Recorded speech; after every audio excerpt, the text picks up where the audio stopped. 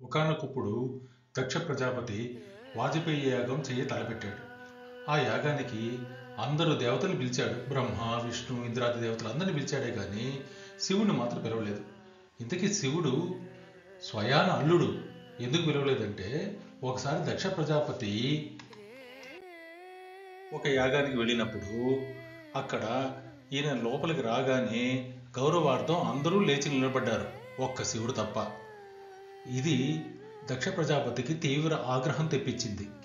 ఆహా, ఎంత గర్వం అని విసవిస అక్కడి నుంచి నడుచుకుంటూ వెనక్కి వెళ్ళిపోయాడు.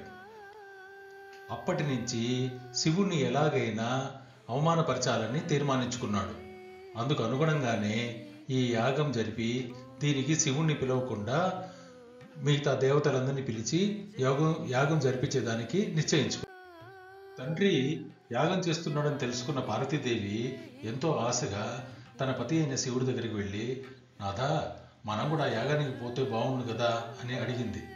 అందుకు శివుడు నవ్వుతూ, పిలవని పేరంటానికి పోకూడదు పార్వతి, నీకు తెలియందా, నన్ను పిలవలేదు కదా మీ నాన్నగారు అని అడిగాడు. దానికి పార్వతమ్మ, నాకు తండ్రి, మీకు మామ, ఆయన పిలిస్తేనే మనం పోవాలటండి, పోతురు రండి అని అడిగింది.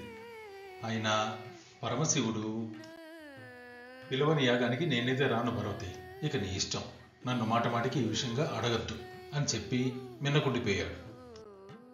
అయినా ఆశ చావక పార్వతీదేవి భర్త లేకుండానే తానే ఒంటరిగా తండ్రి యొక్క యాగానికి వెళ్ళింది. అక్కడ దక్ష ప్రజాపతి ఆమెను చూసి హేళనగా, నిన్నెవరు పిలిచారని నువ్వు వచ్చావు? మీ ఇంటాన్ని నేను పిలవలేదే, నిన్ను మాత్రం పంపించాడా ఆ బూడిద రాసుకు తిరిగేవాడు అని అవమానకరంగా మాట్లాడాడు. దాంతో కోపం వచ్చిన పార్వతీదేవి, ఈ ప్రపంచమే నా నాథుణ్ణి పూజిస్తుంటే ఆయన లేకుండా యాగాన్ని తలపెట్టి తెలిసావే, నువ్వెంత దుష్టుడువో నాకు ఈరోజు అర్థమైంది. ఇలాంటి యాగానికి నేను వచ్చినందుకు నన్ను నేనే తిట్టుకోవాలి. ఇక నేను ఏ మొహం పెట్టుకుని నా ఇంటికి వెళ్ళను, ఇక్కడే ఈ యాగాగ్నికి నన్ను నేను బలి చేసుకుంటాను అని చెప్పి దక్ష ప్రజాపతి చూస్తూ ఉండగానే యాగాగ్నిలో తాను దూకి మరణించింది. అందరూ నిశ్చేష్టులై చూస్తూ ఉండగా చటుక్కన యాగాగ్నిలో దూకింది పార్వతీదేవి. ఆ అగ్నికి ఆహుతవటం సభలోని అందరూ చూసి అప్పుడే భయపడ్డారు. ఈ విషయం పరమేశ్వరుడికి తెలిస్తే ఎంత వినాశనం జరుగుతుందో కదా అని చింతించసాగారు. దక్షుడైతే నిశ్చేష్టుడై చూస్తూ ఉండిపోయాడు.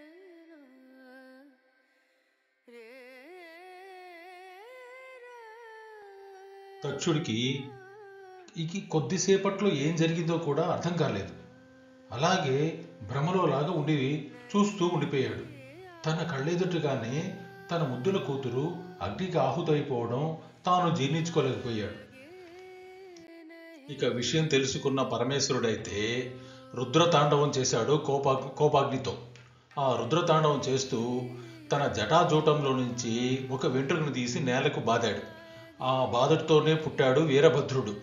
వీరభద్రుడు మహాబలశాలి, కోపిష్టోడు. ఆయన శివుడి కేసి తిరిగి, తండ్రి, నాకేమి ఆజ్ఞ అని అడిగాడు. పో వీరభద్ర, ఆ దక్ష యజ్ఞం ధ్వంసం చెయ్యి, ఆ గర్విష్ఠుడైన దక్షుణ్ణి అంతం చెయ్యి, ఇది నా ఆజ్ఞ అని ఆజ్ఞాపించాడు. వెంటనే వీరభద్రుడు కాళికాదేవి సమేతంగా దక్ష యజ్ఞం జరిగే వైపుకు పయనించసాగాడు. అలా వీరభద్రుడు యాగశాలను చేరగానే అత్యంత కోపంతో అక్కడున్న మునులను, ఋషులను, మిగిలిన అతిథులను అందరినీ చావచితగా బాధసాగాడు తన ప్రమద గణాలతో పాటు. అక్కడ కొందరు మునులకి గడ్డాలు పీకడమైతేనేమి, కళ్ళు తెల్లేయడమైతేనేమి, ఆ విధంగా నానా చిత్రహింసలు పెట్టాడు. ఇలా జరుగుతూ ఉండగానే కాళికాదేవి ఒక మూలన బిక్కుబిక్కుమంటూ కూర్చున్న దక్ష ప్రజాపతి కేసు చూపించింది వీరభద్రుడికి. అంతే, వీరభద్రుడు మహాకోపోద్రిక్తుడై, ఓరి దుష్టుడా, నీవే కదా నా స్వామిని అవమానించింది, నీ వల్లే కదా మా అమ్మ చనిపోయింది, ఇక నీకు ఈ భూమిపై నూకలు చెల్లాయిరా, కాసుకో అంటూ తన కత్తితో అతన్ని ఒక్క దెబ్బతో శిరస్సు ఖండించి వేశాడు. అంతటా దేవతలు, మునులు బ్రహ్మను వెంట పెట్టుకుని కైలాసానికి వెళ్లారు. అపరాధం క్షమించమని పరమశివుని పలు విధాలా ప్రార్థించారు. ఆ దేవదేవుణ్ణి వేదమంత్రాలతో స్తోత్రాలు చేశారు. దేవా, లోకాలకు ఆధారభూతుడువు, సురశ్రేష్ఠుడువు అయిన నీకు యజ్ఞభాగం లేకుండా చేయడం ఎవరితరం? దక్షుడు నీకు అపచారం చేసినందుకు తగిన శాస్తే అయ్యింది. ఎప్పటి వలె నీకు హవిర్భాగం లభించుగాక అని పలికాడు బ్రహ్మదేవుడు. అంతటా భోళాశంకరుడి కోపం చల్లారింది. దక్షుని తక్కిన దేవతలను మునులను అనుగ్రహించాడు. తెగిపోయిన దక్షుడి శిరస్సుకు మేకతల అతికించి అతన్ని బ్రతికించాడు. భృగునికి కళ్ళు, సూర్యుడికి పళ్ళు వచ్చినట్లు చేశాడు. వీరభద్రుడి చేత యజ్ఞశాలలో మరణించిన వారందరికీ తిరిగి ప్రాణం పోశాడు. ఈ విధంగా దక్షయజ్ఞం ధ్వంసం చేసి అతనికి గర్వభంగం కావించాడు.